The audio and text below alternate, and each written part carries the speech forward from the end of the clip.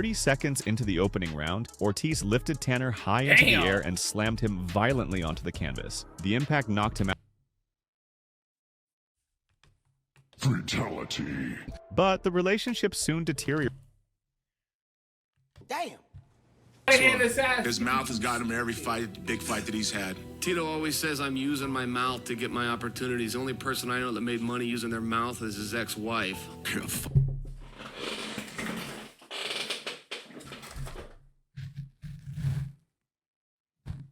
Damn.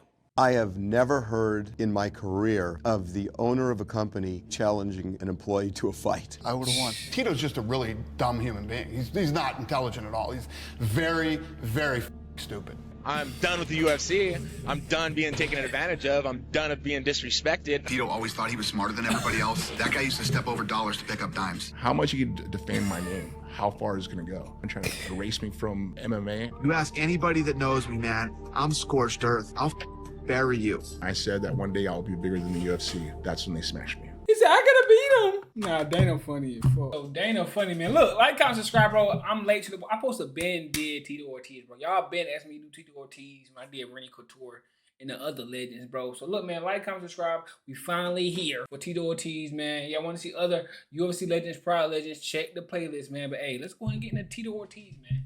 Dana, biggest enemy. Fighters, make sure to hit the Shout like out to button Flashback and MMA, subscribe. man. Now let's step into the world Yeah. of Tito Ortiz. Born on January 23rd, 1975 in Huntington Beach, Jacob Christopher Ortiz was the youngest of four brothers, growing up in a turbulent household. His father, Samuel Ortiz, a carpenter of Mexican descent, gave him the nickname Tito as a baby. Everybody knows you by Tito, but your real name is Jacob. I was Tito since I was one. My father named me Tito. Didn't like Jacob because people always just say, wake up, Jacob. Just super stupid remarks, and Tito just stuck. Ortiz later joked it fit him perfectly, even as a toddler. I liked it, and come to realize that Tito means ruler. Want to be a king, get to be named by a king, and Tito worked for me, so. But behind the nickname was a childhood already spiraling out of control. Up to the age of 6, I had all the love I needed. I have all the attention I needed. I was taught true love. At the age of 7, everything changed when his father had to go to hospital for surgery. So my father had his hernia taken out. He was in the hospital for I think about a month. After hernia surgery, Ortiz's father was prescribed morphine. When he came out, he still had the addiction from the morphine that the doctors prescribed to him. During recovery, he was introduced to heroin to help with the addiction. And his brother introduced him to heroin. And this happened. Fuck! Ain't his brother introducing him to heroin? He's a whole wild chick. Hey, bro, come on now, dog. How your brother do you like that? Come on, man. How your brother do you like that, big bro? When I was about the age of 7. And addiction quickly took hold. Soon after, his mother also fell into drug abuse. Life inside the Ortiz household collapsed. Life changed completely. My dad lost his business. He lost work, and things just kind of spiraled down. The family was evicted from their... I tell you what, I got a family member that's addicted. Drug addiction is no joke. It ain't no joke. Huntington Beach apartment, beginning years of instability. We moved out of Huntington Beach. We moved to Santa Ana. Moving between trailer parks, motels, and garages across Santa Ana. Had a hard upbringing. My mother finding ways to pay for my father's addiction and their addiction. Drugs were everywhere. By 6th grade, Ortiz later admitted he had tried nearly everything, including cocaine, PCP, and inhalants like glue. He fell in with local gangs and cycled in and out of juvenile detention. I hung around gangs in Santa Ana, California. What do you have to do to get into that gang? You walk down a line of about 10 to 15 guys, and they punch and kick and pretty much give you a beating. I came home, my mom said, what happened? I said, I got in a little fight at school, and that was pretty much the end of that. At a young age, he fell into trouble, influenced by gang members and dangerous behavior. As a kid, I used to steal because I didn't have the things that other kids had, and my parents weren't there for me, so that's all I understood. It's survival. It was survival for me. I mean, I didn't have money. I didn't have the things, and I saw everybody having all this stuff, and I wanted that stuff. From 7 until 13, I was on my own. I was on the streets, fishing on Newport Pier until the next day, sleeping on the pier. One memory stayed with him. Ortiz began hallucinating, seeing crowds, cameras, people shouting his name. In those visions, he even saw his name glowing on a giant marquee. I had big dreams at a really, really young age. I tell my mom one day, I'm gonna grow up, Mom, you're gonna see my name in big letters and say Tito Ortiz. I'd have dreams of being on red carpets, of people taking pictures of me. And back then, they didn't have red carpets. Maybe this was kind of either God or preparing me for what's gonna happen in the future. When Ortiz was 13 years old, his parents divorced. My mother told my father, you get sober or I'm taking your son. My father chose drugs over me, and it was sad, but I was not going to be a victim. His mother moved them back to Huntington Beach, away from the gang life Tito was involved in. My mom kind of got sick of me being around those people, and one of my friends actually ended up got shot and killed right in front of me. I mean, literally. Wow. My mother made a decision. She took me away from my father and got remarried, brought me back to Huntington Beach, and saved my life. How'd you get out of the gang, though? You can't, once you get in, you can't leave. Yep, you actually do the total exact thing how you got in it. You got to get beaten. And after they beat the shit out of you, do they give you a hug and say good luck to your brother? Yep. Wow. For the first time in years, things began. He did not get jumped out of a gang. He left. He's capping. Stop the cap. He's lying. They said, yep, good luck, brother, to you. Man, stop lying, Tito. But look, man, I ain't gonna lie. I was so broke as a child, but everybody around us was so broke too. I didn't feel like I was broke. I didn't feel dirty and dingy because everybody else was dirty and dingy, bro. That's how I look at it. To stabilize. Then, during his sophomore year at Huntington Beach High School, Ortiz found something that would completely change the course of his life: wrestling. I walked into the wrestling room in Huntington High, and I asked, "Where's the ring at?" The coach laughed at me. Big WWF fan. Oh, huge. While wrestling, a new coach arrived at the high school. It was Paul Herrera, who was scouting for talent. So when I first got there, I had already been coaching as a graduate assistant at Nebraska. I went on the hunt looking for some of the tougher kids in the school so that I could form, a good wrestling program. And Tito's names kept coming up. Then there was an assistant coach, Paul Herrera, who fought in the UFC also, but later on became my best friend. And he took a liking to me. You have the heart and dedication to be the best. I was like, I just want to be the best. I want to be the best in this room. I want to be the best in the state. I want to be the best in this county. And he's like, Tito, you can make it happen. You just got to work for it. Under the guidance of Coach Paul Herrera, Ortiz poured his energy into the sport. The discipline and structure gave him something he had never truly had before: a purpose. And it changed my life in general. It showed me hard work. It showed me dedication. It showed me structure. The results came quickly. Ortiz earned a spot on the varsity team his first year. I did really, really well. I was a natural. God gave me a gift. I was a great athlete. Eventually winning a CIF championship at 189 pounds. We actually end up placing in Masters and winning CIF. However, once the wrestling season ended, he would fall back into trouble. Every single time that wrestling season was over, I would get in some type of trouble. Fighting with somebody, breaking the law, I ended up going to juvenile hall. I was trying to find attention that I never got as a kid. Around this time, he met his first girlfriend, who would later become his wife and the mother of his first child. Wasn't your wife like your high school sweetheart or something? Actually, she was my best friend's girlfriend. I ended up stealing him from her. But it wasn't that. You bro, what the fuck do y'all niggas be got going on, bro? He cheated on her and she left. After we became friends, then 2 years later, we ended up getting married. We have a beautiful son. By his senior year, he finished 4th in the California State Wrestling Tournament, establishing himself as one of the top high school wrestlers in the state. For the first time, the troubled kid from Santa Ana looked like he might have a future, and wrestling had saved his life. And making through those 4 years of wrestling in high school, it saved my life. Despite the success he found in wrestling, stability didn't come easily after high school. When Ortiz turned 18, his mother kicked him out of the house, and then he went to live with one of his brothers. Unable to afford college, he chose to work and support himself instead. He drifted through a series of manual labor jobs and slowly fell back into the environment he had tried to escape. I got a job at Allied Moving Service, and I'd have 16-hour shifts, and I was using. This time, it was methamphetamine. I hung out with one of my friends that we did speed methamphetamine. By the time he reached 19 years old, the young wrestler who once looked destined for success was again spiraling toward the same path as his parents. Maybe get a couple hours of sleep, wake up the next day, do it again and again and again. Then came the moment that changed everything. One night, while Ortiz was out at a nightclub in Huntington Beach, he ran into his former high school wrestling coach, Paul Herrera. I was at a club and old coach seen me and he was like, Tito? I was like, hey, what's up, Coach Raw? Herrera had since become an assistant coach at Golden West College. When Herrera saw Ortiz, he knew something was wrong. He asked him a simple question. You doing all right, man? Yeah, I'm fine. He goes, you sure, man? You don't look too good.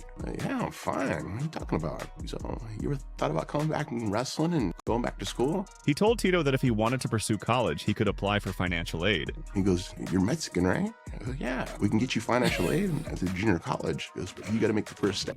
You Mexican, right? Damn. Yeah. Yeah. Really? Later that night, something clicked. He looked in the mirror and barely recognized himself. At 6'2" and just 185 pounds, he was deep into drug use, heading toward the same life that had destroyed his family. In that moment, Ortiz realized he was becoming exactly what he feared. It scared me. I was turning to my parents.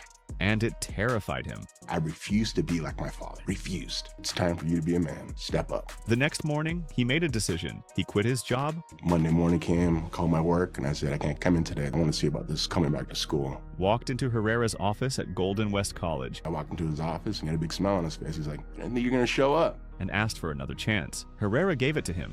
You know, I went to school and started wrestling again, and I got sober, I got clean. And I mean, that was when I was 19 years old, and I never used that again. What followed was one of the most dominant runs in junior college wrestling. Competing at 190 pounds, Ortiz went 58-1. He became a two-time California Junior College state champion in 1995 and 1996, earning All-American honors both years. His wrestling career, once derailed by addiction, was back on track. Around this time, as the early UFC events emerged, Paul Herrera asked Tito if he could help train a fighter in wrestling. I think it was UFC 6. And he's like, Paul's like, you want to come train with Tank Abbott? Paul says, hey, I got this guy named Tito. He's a kid. Yeah, and Tito. he had wrestled at the junior college and he was like state champion. I said, sure, bring him in as a sparring partner because he had a big frame. I watched him, I was like, wow, that guy's crazy. That guy's a badass, knocking guys out. And he called me, he's like, hey Tito, would you come in and wrestle with Tank? I go, just as long as he doesn't punch me, I'm in. It was here he began developing skills beyond wrestling. So I started training wrestling with him. I started doing focus mitts boxing with his boxing coach a little bit, and he's like, wow, you can punch hard. Started doing jiu-jitsu because I watched, the Gracies, of course, compete in it. And I looked at like, God, these guys are crazy doing this stuff. And Tito became interested in the sport. He later transferred to California State University, Bakersfield, a respected Division I program, training alongside elite athletes. In 1996, Ortiz saw that Jerry Bolander, a wrestler he'd beaten at the 1994 California State High School tournament, had become a UFC star after winning a middleweight tournament. There was a weight class in UFC that was 199 pounds. I wrestled 190s in college. He believed if Bolander could do it, so could he. I wrestled Jerry in high school. I smoked him. I kind of put in my head, well, if I could do that to him and he's doing it to those guys, maybe I should give it a try. So he asked Tank Abbott for a shot in the UFC. I told him, I go, I want to fight in this. He started laughing. He's like, oh, you think you could do well? I go, I know I can do good. I'm whoop some guy's ass and give me a try. Abbott delivered, securing Ortiz a place at UFC hard. 13. Shout out to that boy Tank. I got a couple of Tank Abbott videos as an alternate. So he got my first fight at UFC 13, and it was because of him. But before stepping into the UFC, Ortiz wanted to test himself. Just 3 weeks before UFC 13, Ortiz entered a pancration fight at a small event held inside Rosemead High School. The fight ended in a draw, but it gave Ortiz the confidence that he could compete in real combat. Then came his opportunity. On May 30th, 1997, at UFC 13 in Augusta, the 22-year-old college wrestler made his professional debut. When I first started, because I used to watch Hulk Hogan, say your prayers, take your vitamins, brother, to watching Muhammad Ali, the way he talked, the way he presented himself.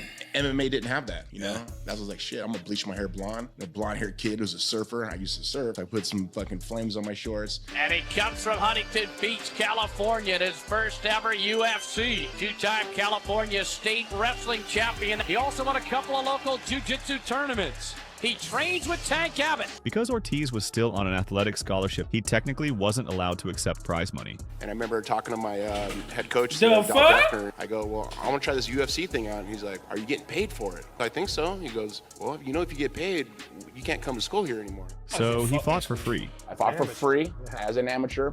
No UFC fighter in history has ever fought for free. I want to test, see how good I truly am. His first opponent was maybe because that's goofy. Yeah, maybe. Wes Albritton. Really nervous. My high school wrestling coach, Paul Herrera, who fought Gary Goodrich, got caught in a crucifix and got elbowed and got knocked out, and they had to do skull reconstruction on his cheek. And that put fear in my heart, realizing that you can get seriously injured doing the sport. The fight didn't last. That fight was brutal. I watched Gary Goodrich. That channel is up. Go watch it after this video. Ortiz overwhelmed Albritton almost immediately, finishing him by TKO in just 31 seconds. Damn. It just looked like there was nothing he could do to keep you from taking him to the ground. No, too strong for him. Wasn't at my level. The performance was dominant, earning him a shot at Guy Mesger in the lightweight tournament final after Ensign Inoue was injured. Ensign Inoue is out, and Tito Ortiz, the winner of tonight's earlier alternate bout, is in. Suddenly, the young newcomer found himself fighting a veteran. Early in the fight, Ortiz actually looked strong, but But then he made a mistake. Ortiz shot for a sloppy takedown. Mezger immediately locked in a guillotine choke. I went to go for a takedown. I got caught in a guillotine. I didn't know what that was at that time. I didn't do much jiu-jitsu. And within moments, he was forced to tap. But despite the loss, the UFC had just discovered something important. A young, aggressive wrestler with charisma, attitude, and the potential to become one of the sport's biggest stars. Tito Ortiz had arrived. I loved it. You know, as a kid growing up on the streets, parents not being around me that much, I was always dying for attention. And the attention was there of fans going, hey, let me have an autograph. And I didn't realize what I was getting myself into. He also competed in wrestling around this time, including an infamous match with Chael Sonnen when Ortiz lost to him on his birthday. We wrestled against each other in Division I college. I wrestled with Cal State Bakersfield. He wrestled with Oregon State. That's hard. So angry. I was running the stairs up and down, up and down. I was so mad. I was just so embarrassed myself. A rivalry that would resurface years later. Nah, that's fire. That's fire. In 1998, his relationship with Tank Abbott broke down after Abbott accused Ortiz of stealing $500. Basically went into my truck after asking me to borrow $500 from me. I didn't have it, and I said, sorry, if I had it, I'd give it to you. I walk out and Tito's in my truck. He knew there was a checkbook in there. He wrote it out to his brother and cashed it the next day. At that point in time, I cut waves with him. A claim Ortiz denied. Did you steal the money out of his glove compartment? I don't steal money. I'm not a thief. I got in a fight downtown HB. 3 skinheads jumped one of my buddies. I went to the house and I beat down the 3 skinheads. I went to jail for severe bodily harm and I had to have an attorney and it cost $1,500. The reason our relationship was dissolved completely, we go out partying, never asked anything from him ever. And I think you give me $1,500 so I can get an attorney so I can make sure that I don't go to fucking prison. Next day, I go, hey, Tank, can you give me that $1,500? He goes, hey, you're fucking dead. Go fuck yourself. All right, cool. You just lost one of your best training partners. Peace out. Never talk to him again. And the two went their separate ways. Which one of y'all believe? It's always both sides, and then it's the truth. What y'all think happened, man? Let me know. Health-wise, he drank a lot. I know a lot of people's minds change the way as they get older and older. But you know what? At the end of the day, I don't have to hate on the guy. He's done great things. He gave me an opportunity to fight in UFC. He got me that opportunity, and I was thankful for it. Around this time, he earned the nickname the Huntington Beach Bad Boy. Huntington Beach Bad Boy, Tito Ortiz. A reflection of both his roots and his rebellious persona. Here's so people don't mistake. Tank Abbott was the UFC bad boy. I was the Huntington Beach bad boy. At UFC 18 in January 1999, Ortiz defeated Jerry Bolender by doctor's stoppage. Then the real drama began. After the fight, Ortiz put on a shirt to antagonize the Lions Den camp. The rivalry had officially begun. Yeah, I mean, I came in here 110% mental. That's about 100% of this game. The rest is physical. That comes with it. 2 months later, at UFC 19, Ortiz got his revenge against Guy Mezger. Fighting out of Tank Abbott's hometown of Huntington Beach, California. He was a friend of Tank's. That relationship has since dissolved. This time, Ortiz stopped Mezger with a first-round TKO, but the fight itself wasn't what people remembered. After the stoppage, Ortiz flipped off Shamrock's corner. And he's firing the young guns again. Then pulled out another shirt, one that read, "Gay Mezger is my bitch." The reaction was immediate. Ken Shamrock exploded with rage, climbing onto the cage wall and screaming toward Ortiz. Shamrock very upset with the disrespect shown towards the Lions Den corner. Referee John McCarthy physically grabbed Ortiz and carried him across the octagon to prevent a full-scale confrontation. Backstage, the situation nearly spiraled into chaos. Police were called to the arena amid fears of a massive brawl between the Lions Den camp and Ortiz's team. Tito Ortiz had become something the UFC desperately needed at the time. A star and a villain. 2-0, 2 straight wins against the Lions first Den. UFC and Ken bad Shamrock boy. is upset. What is your reaction to that? It's kind of hard. I mean, I kind of beat up the little alley cats and send them back to the litter box. What does the future hold for Tito Ortiz? I know, hopefully get a shot at a title belt. By 1999, Tito Ortiz had become one of the UFC's fastest rising stars. His aggressive wrestling, trash talk, and a growing rivalry with the Lions Den camp had made him one of the promotion's most talked about fighters. Not only were you an athlete, not only were you finishing fights, but you were a personality. Yeah. And they were like starving for that at that time.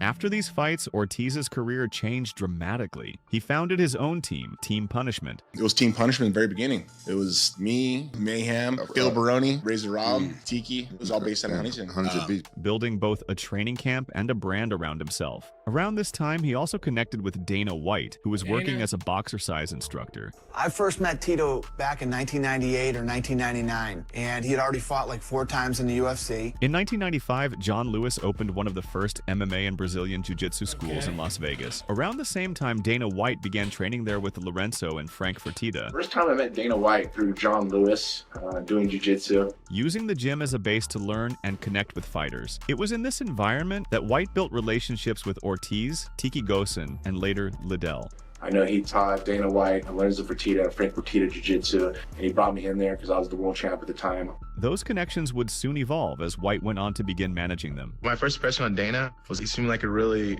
humble person. Ortiz at the time was frustrated. He felt the UFC wasn't treating fighters fairly. Payments were often late, contracts were restrictive, and the promotion itself looked unstable under owner Bob Merowitz and Semaphore Entertainment Group. Tito started telling me how bad it was in the UFC at the time. I said, I'll help you out. White saw both the problem and the opportunity. Because I love this kind of shit anyway. Hey, I got Dana in the ring.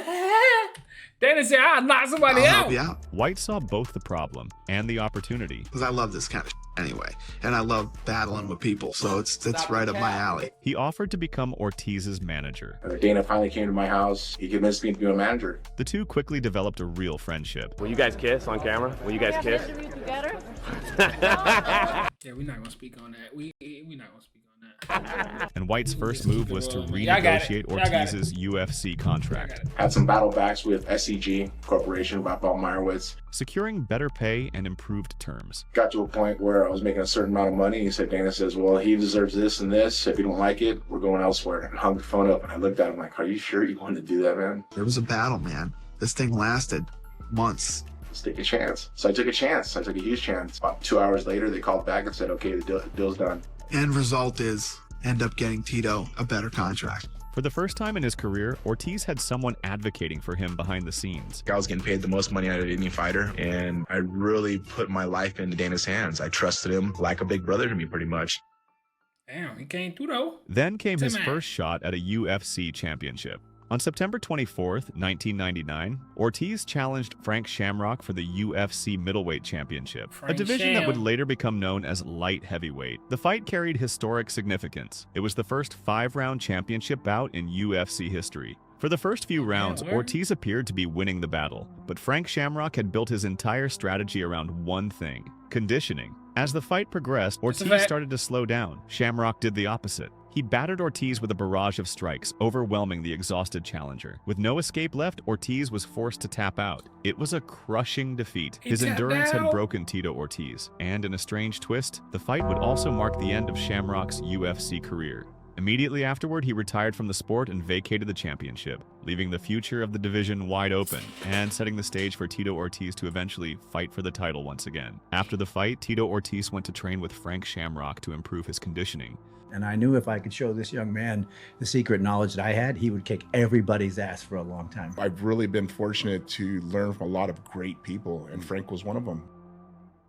In March 2000, Tito Ortiz competed at the ADCC Championships, facing elite competition including Matt Hughes and Ricardo Arona. During the event, Joe Silva approached Ortiz about returning to the UFC to fight for the vacant middleweight title against the axe murderer Vanderlei Silva. And at the time, I kind of thought about it like, oh shit, I know who Vanderlei is. The manhunter. Yeah, let's do it. From the opening bell, the fight followed a familiar pattern. Ortiz repeatedly dragged Silva to the ground. Round after round, his wrestling controlled the pace while Silva struggled to escape. After 5 rounds, the judges awarded Ortiz a unanimous decision victory. Tito Ortiz was now the UFC middleweight champion. After the fight, he celebrated in typical Ortiz fashion, pulling on a shirt that read, "I killed the axe murderer." I worked very hard for this to make this belt happen, because I have a tremendous training camp with John Lewis. And I dedicate this to Kristen Nicely. That's my fiance, who's been with me from the very beginning. We have crowned a new middleweight champion of the world. His name is Tito Ortiz. You guys better look out. There's a new cat on town. And now you're the middleweight champ. What is next? Actually, I'll be getting married June 17th to my beautiful fiance, Kristen Nicely. His fiance has a new ring. This guy's got a new belt. New middleweight champion of the world, Tito Ortiz. Tito married his fiancée, Shout out. Kristen, in June 2000. Shortly after, while on their honeymoon in Bermuda, the couple were involved in a scooter accident after colliding with a bus. Ortiz suffered a broken foot, while Kristen sustained serious injuries and had to be flown back to California. The timing was significant. The accident came just weeks after Tito won the UFC middleweight title, and the injury impacted his preparation for his first title defense later that year.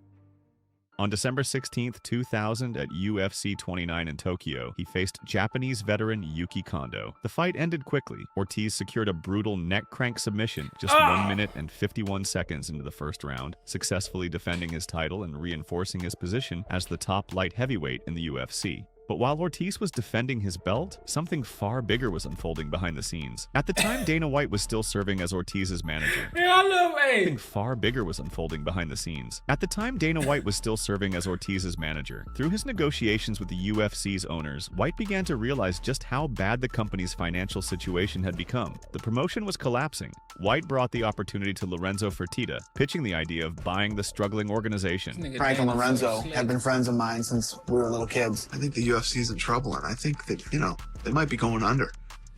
So is Dana and Lorenzo, is they family like rich? Because I know they own casinos or stuff like that. So is they family rich, or did they like build stuff? Like, I'm just trying to figure out, because I know Dana grew up he didn't have money like that, but he said he was friends with them. So I'm trying to understand, did they family have money, or did they build the casinos and stuff like that? I don't know. I'm asking. Anybody know the answer to that? Let me know in the comments. Able to buy it. Soon after, Lorenzo and his brother Frank Fertitta made their move. In January 2001, their company Zuffa purchased the UFC for roughly $2 million. Months later, we owned the company. Dana White was installed as president of the company, and overnight, Tito's relationship with Dana White changed completely. Basically, what we want to do is we want to make these Super Bowl of mixed martial arts. We want to make it more fan-friendly, we want to get the crowd involved in it, and we want to bring back the best fighters in the world. The man who had once fought for Ortiz's pay raises was now the man signing the checks. White was no longer just Ortiz's manager, he was his boss. The year 2001 marked a turning point for both Tito Ortiz and the UFC. At the time, Ortiz was the UFC's biggest star. Right when UFC got bought by the Fertitta brothers, Bob Meyerowitz, he understood how to make a star, kind of put him forward. Then when Lorenzo bought it, he was like, this is what we're gonna do. At that time, I was the champion and I was the brash, cocky, people called me an asshole. I was just confident. And that was something that Tank told me too. He told me to make sure people always talked about you. Either it was bad or it was good. When they didn't talk is when you need to worry. The first event under the new ownership came on February 23, 2001. At UFC 30, Ortiz headlined the card against Evan Tanner. Just 30 seconds into the opening round, Ortiz lifted Tanner high into the air and slammed him violently onto the canvas. The impact knocked him out. Fatality. Never. That was a full body slam too. Ain't no power bomb. That was a what? 30, Ortiz headlined the card against Evan Tanner. Just 30 seconds into the opening round, Ortiz lifted Tanner high into the air and slammed him violently onto the canvas. The impact knocked That's crazy. him out instantly. It became one of the most memorable knockouts in early UFC history. That's Ortiz crazy. celebrated the victory in his now familiar style. That night also introduced something else that would become part of Ortiz's identity. After the finish, he walked to the center of the cage and began miming the act of digging a grave. I've always wondered where your celebration came from. I just won my world title and went to a Muay Thai event. And before the match, this guy from Thailand came out and he started doing a grave digger before the match and grabbed the guy's face and threw it in and looked at Mad Dog and I was like, oh, I'm still in that. Fought Evan Tanner and I did it and it blew up from then. The Gravedigger celebration was born. Tito Ortiz, this is my time. It's now. But while Ortiz continued dominating inside the cage, behind the scenes, his relationship with Dana White was starting to change. You can't be a manager and a promoter at the same time. It's a conflict of interest. It's illegal. The situation quickly created an obvious conflict of interest. The Fertitta brothers eventually made it clear that White could not both run the UFC and manage fighters. Dana pretty much said, well, I'm not going to be able to be your manager anymore. An attorney was brought in to take over representation for Ortiz and Liddell. An attorney friend of mine ended up taking over Chuck and Tito. But Ortiz didn't see it that way. He felt abandoned. Tito immediately felt like I was on the other side. The tension between the two men had begun, and it would eventually explode into one of the most famous feuds in MMA history. Following the takeover, the UFC introduced new weight classes. They made division for me because they said they wanted to do more weight classes. Ortiz's title was rebranded as light heavyweight, and he was given the chance by Joe Silva to define the limit. Silva, the matchmaker, and he asked me, he's like, so what would be the perfect weight for you? I go, the perfect weight for me would be 205. He chose 205 pounds, creating the division. I go, I'll walk around That's crazy. He chose 205. That's crazy. I didn't know that. That's crazy. Damn. Pounds, creating the division. I go, I'll walk around about 225. I go, cutting that 20 pounds would be easy. I go, if you can make it that way, it'd be great. Because back then I used to go down to 199, and that was hard. He became the face of the company, launching Team Punishment merchandise and appearing on the cover of a UFC video game. The Ultimate Fighting Championship video game that came out, I got to be on the cover of that. When I was a kid, I would never even imagine it. I mean, I'm a role model in this sport now, and that's where I got to be. I believe it's my job to go out and show kids that, you know what, once you set your mind to something, you can achieve anything. That's hard. Tito Ortiz, the Huntington Beach bad boy, the most recognized figure right now in the UFC. Inside the octagon, Ortiz remained dominant. At UFC 32 in June 2001, he defended his championship against Australian fighter Elvis Sinosic For the light heavyweight championship of the world. Ortiz finished him in 3 minutes and 32 seconds. I think you made people mad with your t-shirts after you won the fight, and you burying them and covering it up with them. That's good though. Hey, he was the original bad boy. Nigga digging a grave with somebody. I like that. But That's later hard. that year, Ortiz would face a much tougher challenge. At UFC 33, just 17 days after September 11th, Ortiz defeated Vladimir Matyushenko in a grueling 5-round decision. In 2001, Tito Ortiz was still the UFC light heavyweight champion, but the cracks in his relationship with Dana White were beginning to grow, and the rivalry that would eventually define an era of the sport was already taking shape. The two men were starting to clash. Traveling on a private plane to Japan, Ortiz and Dana were on board alongside the Fertitta brothers and Joe Silva. At first, the situation seemed harmless. Tito and I were messing around and he put me in what's called a neck crank. It escalated. I was tapping and he didn't stop. I just started blasting him in the ribs. And when he let go, just jumped up and it was a full-blown fist fight in the plane. And the Fertitta brothers had to jump in and break up the fight. What had started as playful wrestling had turned into a full-blown fist fight 30,000 feet in the air. For now, they were still working together, but the relationship between Tito Ortiz and Dana White was quickly deteriorating. After UFC 33, Tito Ortiz began having issues with the attorney Dana White had arranged to manage him, feeling there was little real negotiation on his behalf. It just seemed like my manager was just agreeing with everything Dana said. There was never no negotiations at all. Meanwhile, Chuck Liddell emerged as the next contender, defeating Vitor Belfort at UFC 37.5. Looks like me and him are next. I got a little thing before him, though. Little Ken Shamrock. We got some bad vibes. Got to take care of him. But after that, it'll be me and Chuck. To line up a shot at the He's winner got some Ortiz bad vibes. versus Ken Shamrock at UFC 40. I told him, I go, a huge fight to be Ken Shamrock. He's in the WWE now. Everybody knows his name. Everybody knows who he is. I go, this would be a great pay-per-view. And they made the fight and made it happen. I hope to God you come ready, because if you don't, I'm going to beat you into the living death. Did he kick that chair up perfectly, though? Death. He kicked that chair up perfectly, gang. Before the Ortiz-Shamrock fight, several fighters were brought over for UFC 38 in London. It was here that another incident occurred between Tito Ortiz and future UFC fighter Lee Murray. After the event, an infamous brawl broke out It has become legendary on my outside the China White me nightclub. Rumors spread that Murray had knocked Ortiz out in the street. Lee Murray's story is 50% true. There's my side, there's his side, then there's the truth. We go to party that night, my bro, friend. what I say, bro? Bo jumped on Pat Milcher's back. Pat Milcher's friends punches Bo and knocks Bo out on the street in front of me. What the fuck? I pushed him, and it was Lee Murray. He punched me, and I punched him, and he like ran. I started chasing after him, and I was in a suit and dress shoes, and he stopped, posted, and I went to go stop. My feet slid, and I slid right into him. Hit me with the right hand, dropped me. I got up, and I clinched him. Then the cops came and broke us apart. That was pretty much it. Fueling talk of a future fight. One that never materialized, as Murray was later imprisoned in Morocco for his role in a £53 million robbery. What? Prison. That was pretty much it. Fueling talk of a future fight. One that never materialized, as Murray was later imprisoned in Morocco for his role in a £53 million robbery. Back inside the octagon, Tito Ortiz defeated Ken Shamrock at UFC 40. I gave it to him, man. It was one of the biggest fights in UFC history at the time. Setting up the long-awaited clash with Liddell. I can't even begin to fathom a match between Tito Ortiz and Chuck Liddell. However, Ortiz pulled back from the Liddell fight over pay disputes. Chuck Liddell is next in line. What's going to happen? I don't know. I'm not really thinking about that right now. Me and Chuck, I guess we got to sit back and look at it. I guess we got to renegotiate things because me and Chuck, our friendship's not worth the money we're getting paid, if you ask me. And the bad blood between them started when Tito refused to fight Chuck. Damn, Ortiz demanded bro, more was money he for the fight, scared? citing their friendship and prior agreement. Well, I think we were associated from day one. We used to train with each other. He was a good kickboxer. My wrestling was great, so we helped each other. It sucks fighting a guy who I thought was my friend. Anybody who knows Tito knows this. Tito doesn't have any friends. I thought we had an agreement that if we ever fought each other, it would be for, huge amounts of sums of money. And he didn't care. All he wanted was his world title. Tito absolutely positively would not fight Chuck because he knew he couldn't beat Chuck. And that's the truth. You knew Chuck Liddell would beat you. You didn't want to lose and you didn't want to give up your title. To tell lies that I'm afraid of Chuck is just ridiculous.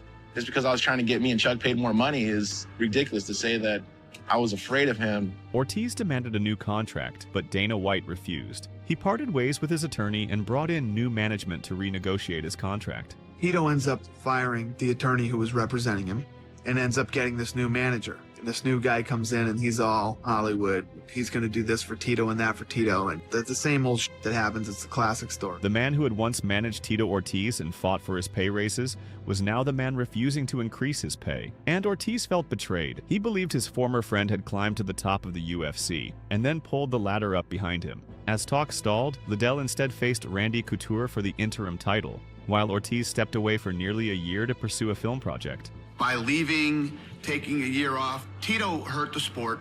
He hurt the UFC. Damn. Yeah, I took a year off just to, I shot a movie at the time, The Crow. All it was a business decision that I made. Tito's thing was acting. I don't know if you've ever seen Tito act, but acting isn't really his thing.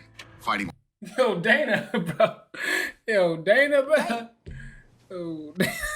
To me, this is a business, and I understood that from day one. That guy used to step over dollars to pick up dimes. After a year of negotiations, they finally agreed a contract. Everything that Dana wanted to say against me or the UFC wanted to say against me kind of hindered my image, so I just fucking want the opportunity. I would get paid more money.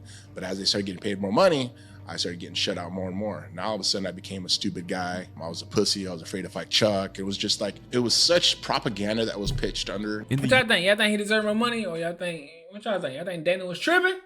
UFC documentary Bad Blood, Tito Ortiz felt he was portrayed negatively rather than fairly. they're assassinating my character. And once again, I know Dana had a lot to do with a lot of things. There was some stuff. Oh, they ripped him pretty good. They were getting after him. I mean, I understand why he's upset. I mean, you're gonna let him rip someone that bad, you let him defend themselves. I had no choice to fight the next person, and that was when Randy Couture and Chuck Liddell fought, and Randy Couture ended up beating him. Tito Ortiz's championship run finally ended at UFC 44 on September 26, 2003, against interim champion Randy Couture. The fight was billed as champion versus champion. Ortiz was 28 years old in his prime. Couture was 40, widely viewed as the aging veteran. But inside the cage, Couture delivered a masterclass. Before this fight, Tito Ortiz had never been taken down in the UFC. After 3.5 years as champion and 5 successful title defenses, Ortiz's reign was over. Without the title, Ortiz had less leverage with the company, and the feud escalated. Tensions reached a breaking point when Tito Ortiz, now with new management, publicly accused Dana White of exploiting him financially. He comes out with his new manager and starts saying crazy shit about me, about how I never did anything for him, and I was him the whole time. For White, who had previously backed Ortiz in contract negotiations, the claims felt like a betrayal, marking the true end of their relationship. He completely me, threw me under the bus, and made me look like the scumbag that was out there, screw him over and all this other stuff. I'm very Well, I mean, you was talking crazy about him, so it was like a tit for tat thing, Dana. truthful when I talk, and I said that one day I'll be bigger than the UFC. That's when they smashed me. He got me to the point where he hurt me, hurt me bad. You ask anybody that knows me, man, I'm scorched earth. I'll bury you. The Couture loss led directly to the fight fans had been waiting for. At UFC 47 on April 2nd, 2004, Ortiz finally faced Chuck Liddell for the #1 contender spot. Liddell believed his striking style was the perfect counter to Ortiz's wrestling. In round 2, he proved it. Liddell landed the punch that ended the fight, knocking Ortiz out for the first time in his career. When Tito and Chuck fought for the first time, I told Chuck I want your gloves and your trunks that you beat the snot out of him in. I put him in a glass case and hung him up in my house. I smoke marijuana so I don't beat my wife and children. This nigga Dana said I grabbed his gloves and shorts and put him in his Hall of Fame Tito closet. Ortiz had 2 That's fights left on his crazy. contract as tensions with Dana White continued to escalate. I mean, I hated this guy to the point where I can honestly say I don't think I've ever hated anybody worse than I hated Tito. I just didn't feel at the time that Tito was a guy we could really build our business around. Ortiz defeated Patrick Cote. He only had 1 fight left on his contract. Dana White began to distance Ortiz from the company. Then all of a sudden, I had to pay for my own tickets for the UFC. Actually got escorted out of the UFC. They took me off the UFC website. I was there before the company was even bought by Zuffa, and I no longer exist as a UFC fighter. It was kind of like a kick in the face. Before facing Vitor Belfort in the final fight of his deal, Tito Ortiz won the fight and stepped away from the UFC to explore other opportunities. And they wanted me to resign with UFC for a certain amount of money. They're going to cut my pay in half. And I said, fuck it. Nope, I'm going to put money on myself. He explored deals with Pride and the World Fighting Alliance, but no deal materialized, and briefly entered professional wrestling, signing with Total Nonstop Action Wrestling. At the same time, Ortiz was going through personal struggles, feeling lost and without clear direction. I was at the UFC for a whole year. I was barely making enough money to support my family. I was in a downward spiral and I was losing everything. It reached a point where his wife at the time reached out to Dana White for help. One day I get a phone call. And it's Tito's wife. She starts crying and she starts telling me, Dana, I don't know what's happening to Tito. He's not the same. I don't know if you can even find it in your heart to help me. And something inside of me did not want this guy to lose his family. Let me see what I can do. Later in 2005, Tito Ortiz's relationship with his wife came to an end. I bet, nigga, you called his worst enemy. I mean, how y'all feel about that though? Call your husband worst enemy, but you need help though. But it's like, that's hard, boy. Ooh, shit. Dang. Same time, Dana White reached out to renegotiate his contract, aiming to set up Ortiz versus Ken Shamrock for The Ultimate Fighter Season 3. Imagine if him and Ken were the coaches of Season 3. That would be crazy. A new deal was agreed, but Ortiz included a unique condition, a 3-round boxing match with White. We would spar all the time. And when I signed my contract again, I said, okay, we're going to have a boxing match. Which Dana White agreed to. Contract comes in that says Tito wants to fight Dana. 3 3-minute rounds. I was like, yeah, we'll do it. I'll do absolutely. Done. Throw it in there. I'm in. In November 2005, White announced Ortiz and Ken Shamrock as coaches for The Ultimate Fighter Season 3. You and I have issues. We need to realize that this is about them, not about us. Setting up their rematch in 2006. Ortiz also began a relationship with Jenna Jameson, drawing major media attention. Jenna Jameson? Yeah, I want to know what that's like. We hung out, exchanged numbers, and started talking. Is that the best fucking lay you've ever had in your life? Yeah. Oh, shit. There's one other, but she's right there. Did it freak you out the first time you had to go to bed with her? Because she's had so many big, thick cocks. With porno stars, they do take tests. Oh, she a porno star? I didn't even know that. Oh, okay. Now I understand why he asked him, was that his best lay? I was like, why he asked that about her? But now I understand. Good question. Good question, my boy. I guess they're some of the cleanest people. Is it intimidating? I don't know if I can handle. And you've got a big penis. I guess you can not. You can imagine the best porno you've ever watched, Howard, and being the star. Oh, I think that's terrific. Yeah. Ortiz returned at UFC 59 in April 2006, defeating Forrest Griffin by split decision in a Fight of the Night performance. He followed with 2 emphatic wins over Shamrock, including a first-round TKO at UFC 61, before finishing the trilogy later. Wins over Shamrock, including a first-round TKO at UFC 61, before finishing the trilogy later that year. Those victories earned him a rematch with Chuck Liddell at UFC 66. The event drew around 1 million pay-per-view buys, a milestone for the UFC. Ortiz competed well, but Liddell's counter-striking proved decisive, stopping him by TKO in the 3rd round. Damn. In 2007, the proposed boxing match between Dana White and Tito Ortiz moved close to reality. I think what fucked up Tito and Dana's relationship when Tito was trying to fight that nigga. He was trying to box him. White got licensed, hired a trainer, and documented the buildup in Bad Blood. Tito's scared, too. He's calling me. He's worried. He's nervous. I'm in his head. I'm going to fuck him up. completing medicals and making weight. But when the weigh-in arrived, Ortiz didn't show. Done everything I needed to do to hold up my end of the deal. If you do a deal with me, a deal's a deal. The last part of this thing is weighing in. If Tito doesn't show up, then that's it. I've done everything out.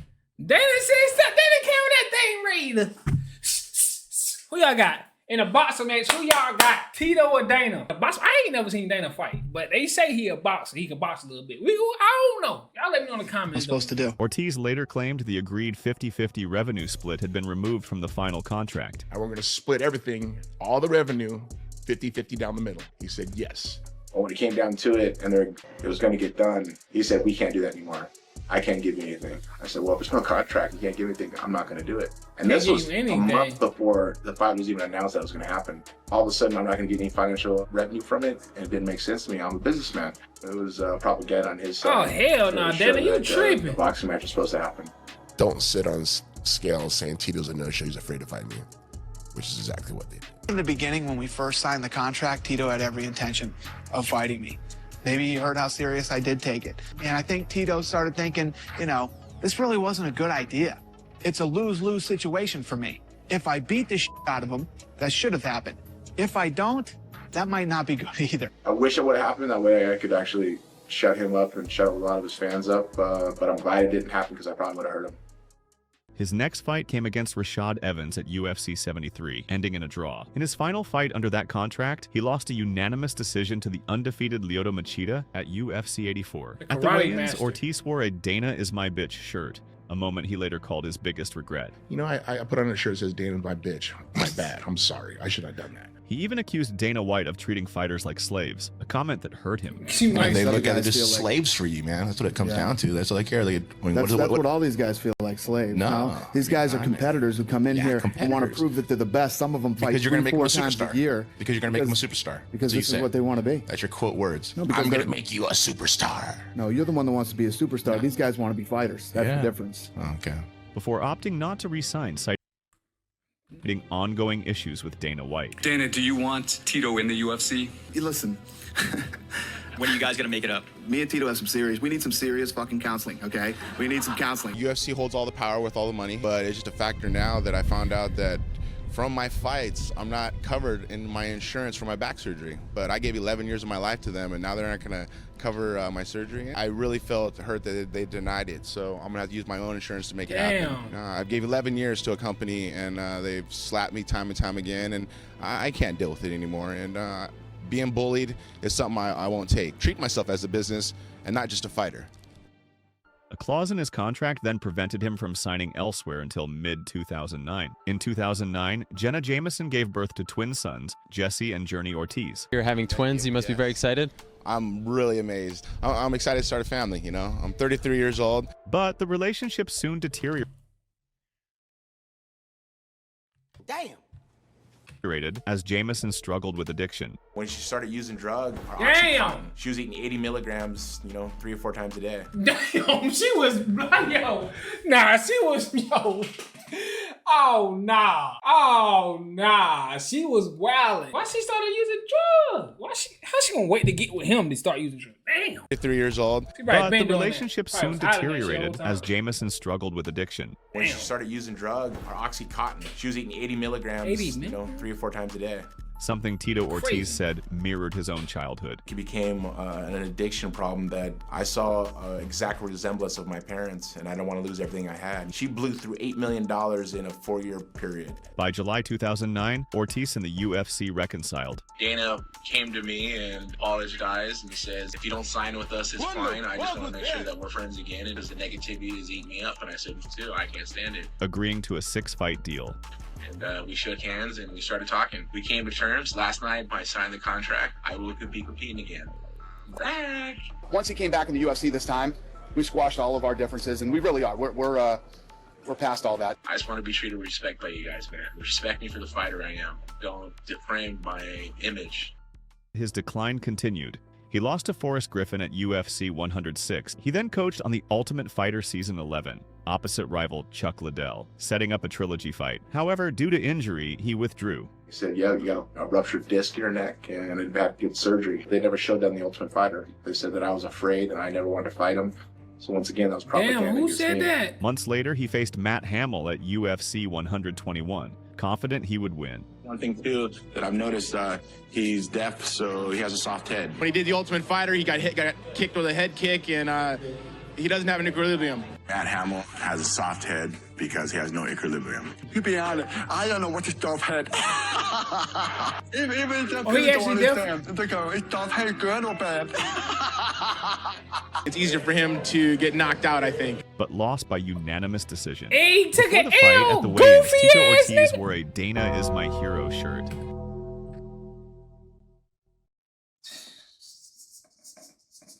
Yo, Tito, Signaling bro. that the past was behind them.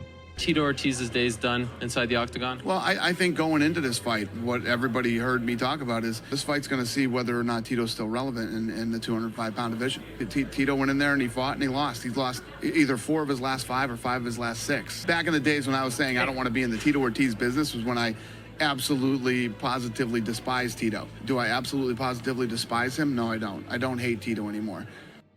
In 2010, Ortiz was arrested on suspicion of domestic violence following an incident at their Huntington Beach home. He denied the allegations, claiming Jamison had relapsed. I ended up going to court, and all of it was dropped because it was a complete lie. And she said in public that she was wrong. Prosecutors declined to file charges, citing insufficient evidence.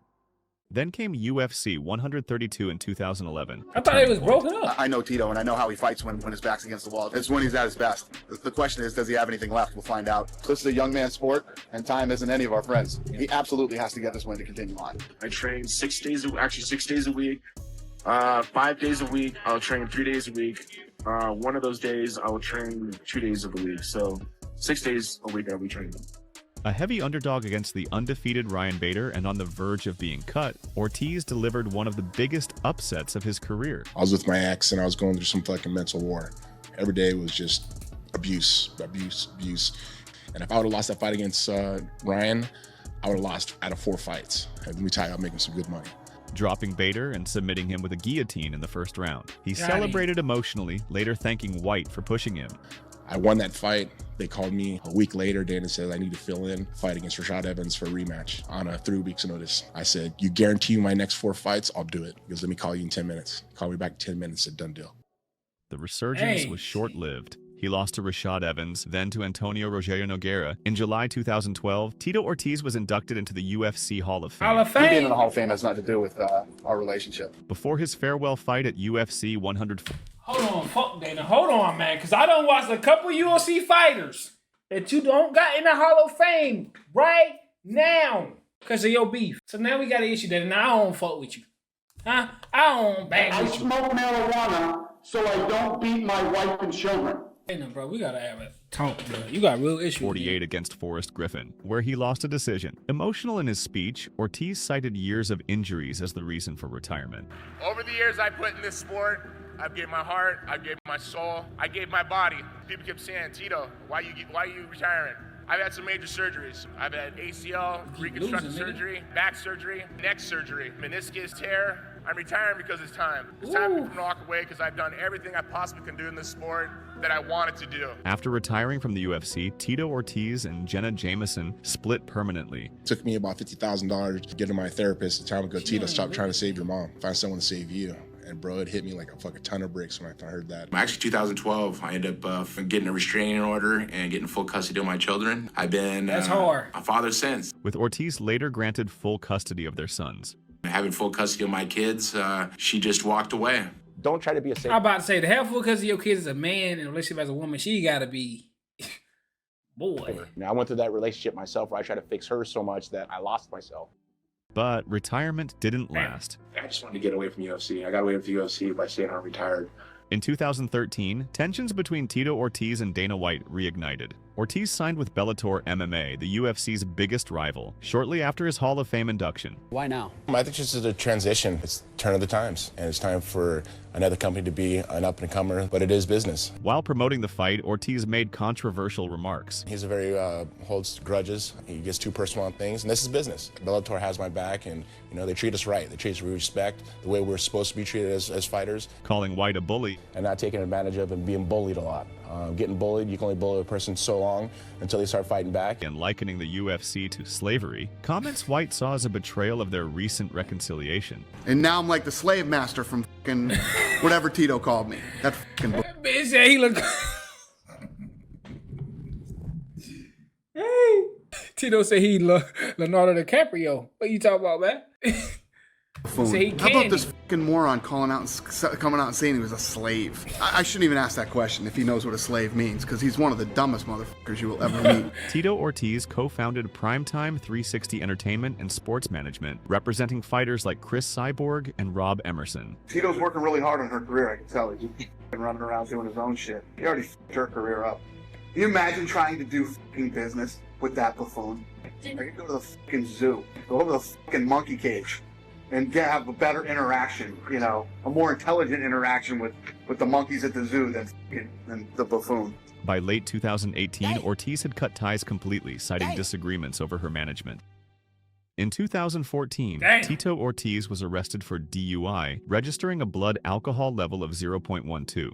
He received probation and was ordered to attend an alcohol education program. That same year, he began dating Amber Nicole Miller, a former UFC Octagon girl. Damn! Hey, I tell you what. That same year, he began dating. I'll be honest with y'all. He might be cuckoo for Cocoa Puff, but he got some taste on him, huh? God damn. Amber Nicole Miller, a former UFC Octagon girl. The relationship marked a turning point in his personal life. But a beautiful woman.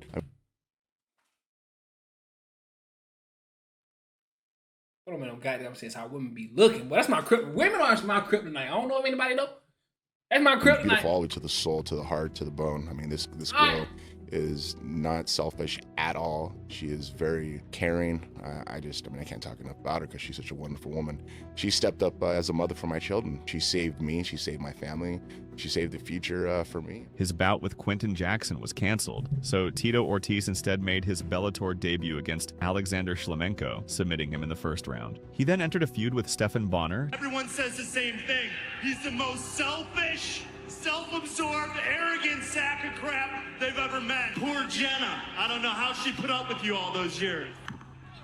Defeating him by decision, which earned him a title shot against Liam McGeary. However, he fell short, losing by submission. Soon after, a past rival emerged, Chael Sonnen. The two exchanged heated words at the pre-fight press conference, with Sonnen never lost getting under Ortiz's skin. And he's a dum-dum. I mean, he speaks like a drug addict. I don't know what's wrong with the guy. He's barely literate. Tito's car just got repossessed a week ago. Tito has a Rolls Royce. Now, in fairness, that's a beautiful car. I wouldn't own one because I'm not that big of a prick, but it just got repossessed. I heard that he tried to sell some suits to make do on the car, but nobody had a size 52 stupid. Tito, all I can ask is what your rebuttal is to that, man. Complete gas.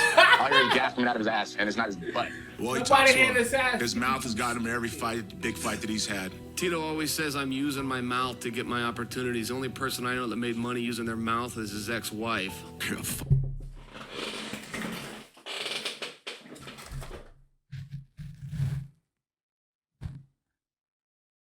Damn. He said that to him? Crazy, because I heard that quote before, but I did not know Tito backstory. Hearing Tito backstory, watching Tito backstory, and then hearing this quote from Chael. Damn. Bad man. He might be to go over Conor. He nasty. Well, his mouth has got him every fight, big fight that he's had. Tito always says I'm using my mouth to get my opportunities. The only person I know that made money using their mouth is his ex-wife. You're a fucking punk, dude. That's what you call class? Right here, compared to no class. That was a nasty line. No class. They don't call you the bad guy for nothing. That was nasty. Laws, the rule of trash talk. Don't talk about a family. Don't talk about their... Oh, no, we already... They done passed that once. He said, Conor McGregor said, what he say? He said, how's Noah, huh? Well, this was before Conor, but I'm just saying, y'all know I love Conor, so I had to bring that back. How's Noah, huh? He said, I will go into heavy. He said, I will go into heavy detail, and I will. Religion, and don't talk about their country. His final moment came at Bellator 170 in 2017, submitting Sonnen with a rear naked choke, avenging a loss from decades earlier. He retired again after the fight, asking his son to lay his gloves down in the cage. Tonight was really about Tito and a fantastic end to an unbelievable story. On behalf of Spike, on behalf of all MMA fans, thank you. After his retirement fight, Tito Ortiz's girlfriend received a message from Dana White. congratulating him on the win. Doesn't understand. He did send you a text message after the fight tonight? He actually sent my girlfriend a text message. Thank you, Dana. Weird. Don't be texting my girl. That's the way you should go out on top.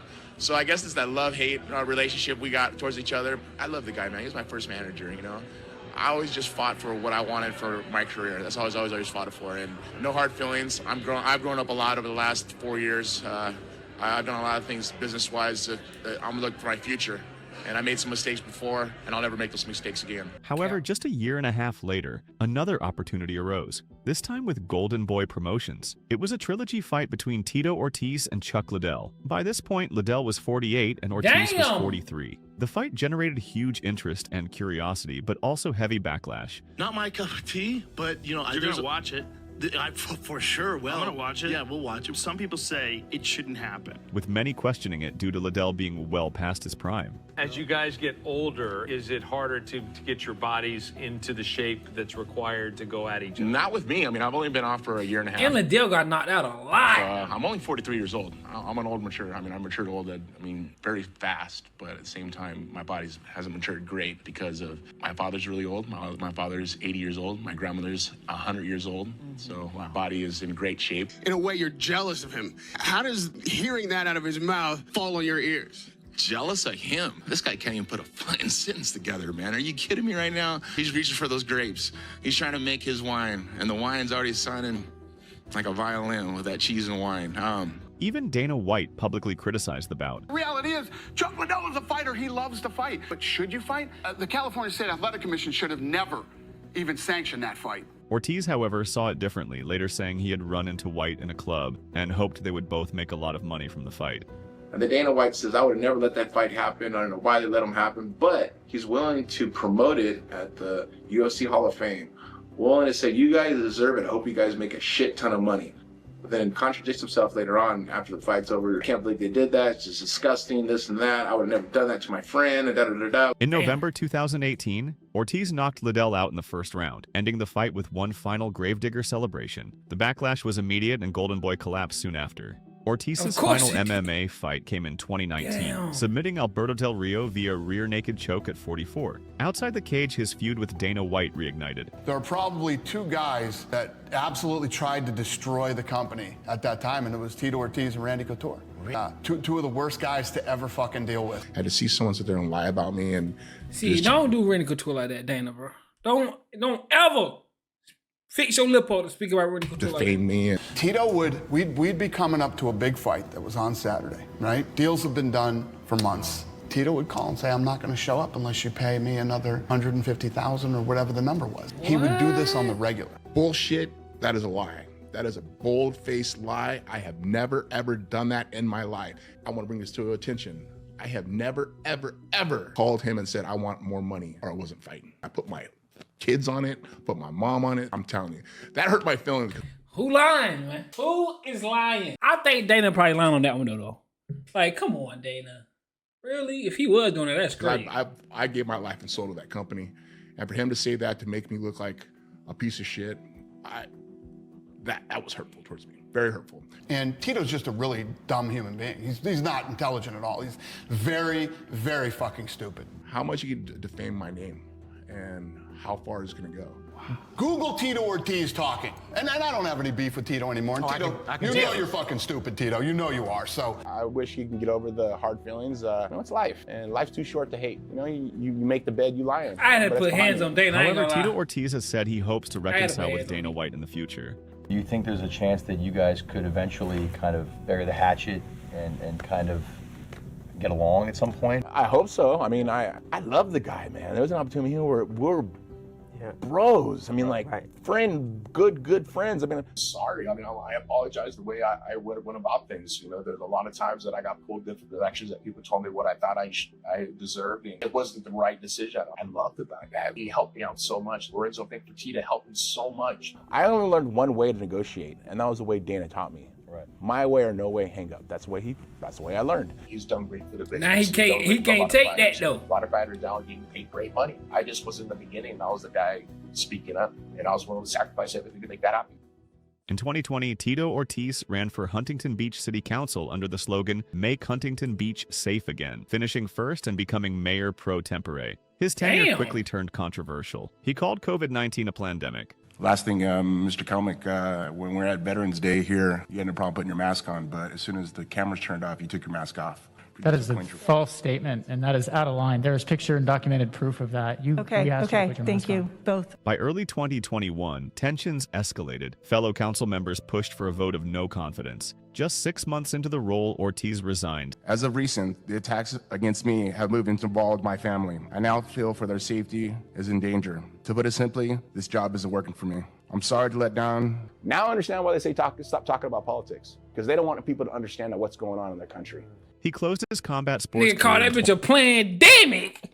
They try to kill him. 2021 with a first-round knockout loss to Anderson Silva in a boxing match. Oh, he retired shit. with a record of 21-12-1. On June 3rd, 2022, Tito Ortiz's Huntington Beach home was burgled. It's scary. They have enough balls to come in my house. You know, I got robbed. They stole my safe out of the floor. They stole all my girls' shoes. They stole their purses. Jeez. They stole all my watches. And it was probably about $500,000 in total that went up missing. Amber Miller and Tito Ortiz married in 2022 and relocated to Florida. Beautiful down there. Safety for my kids. I ain't got no homeless down there. I don't got to worry about my house being robbed. Don't have to worry about some political bullshit. These people trying to spit down my kid's throat. Where he opened Tito's Cantina Tequila Bar and Grill in late 2023. Yeah, you got an Instagram for it already? Yeah, it's Tito's.Cantina on Instagram. So the team I have at Tito's Cantina is a phenomenal team. Every one of them, the girls and the guys, everybody, to the bartenders, to the cooks, they work their asses off, and it's good. In this year, he also received the news that his father had passed away. He went through a lot of hard stuff as an adult coming up as a father, and he couldn't be there for me, and I understand that. And life is too short to hate. I hated him for such a long time because I really didn't understand why I went through those things.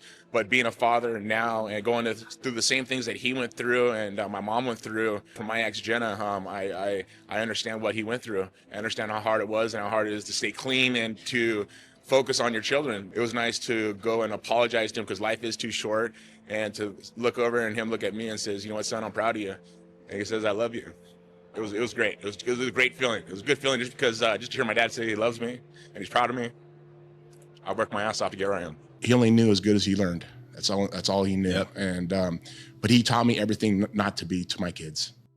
Tito Ortiz helped build the UFC into what it is today, becoming one of its first true stars. His career was filled with rivalries, controversy, and defining moments inside and outside the cage. But beyond the spotlight, his focus has shifted. Tito, what are 3 things in your life you're grateful for right now? Happy family, being a hard worker, and knowing that nothing can break me. He has said his priority now is being the best father he can be. My legacy of being a fighter doesn't mean shit to me. What matters to me is a legacy is me as being a father. And giving his children a better life than he had. Helping people is what I wanted. I wanted to help kids. And through it all, his legacy in the sport remains undeniable. There's nothing in my life that I'd ever take back and wish I could do over again, besides my parents doing drugs. Yeah, man, that's tough. That's tough. Tito, that's tough. Damn, man. Dana be hating on a nigga so bad, man. Look, man, I can go like, comment, subscribe, man. Let me know what y'all think about Tito, though, man. Let me know what y'all think about Tito in the comments, bro. Check the playlist for more reaction like this, man. Check the playlist, man. Hey, I'm gonna see y'all in the next video, man. Y'all already know what's going on. Okay.